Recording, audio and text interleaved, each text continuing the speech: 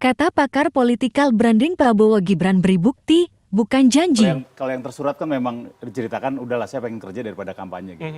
Tapi kita bisa membaca semua seperti yang Mas Umam bilang bahwa ini sebetulnya confident level. Jadi kalau kita ngelihat tiga kandidat ini, confident level paling tinggi ada di pasangan Prabowo sama Gibran. Nggak perlu kampanye. Karena kalau kesannya begitu? Kesannya kayak gitu, nggak perlu kampanye. Jadi kesederhanaan udahlah, saya nggak butuh memberikan janji, saya udah punya bukti. Itu yang kebaca. Kalau kita ngelihat kontestasi kepresiden dimanapun gitu ya, yang namanya hari pertama kampanye itu kan penentuan untuk kampanye berikutnya kayak apa nih.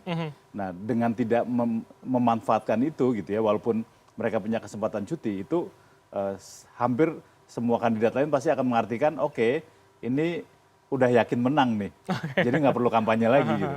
Itu yang tergambar. Itu yang tergambar, dan memang mungkin kemudian harus hati-hati karena kalau enggak tadi seperti Mas Umam bilang bisa jadi akan ada gerakan dari kandidat lain yang memanfaatkan itu, walaupun menurut saya oleh mereka udah diantisipasi dengan confident level yang tinggi tadi. Potensi salipannya tetap ada begitu ya Mas Ilya? Ada banget, karena kan bagaimanapun sebagai incumbent itu banyak banget kelemahan yang bisa diangkat gitu ya. Tinggal bagaimana lawannya ngangkat nih.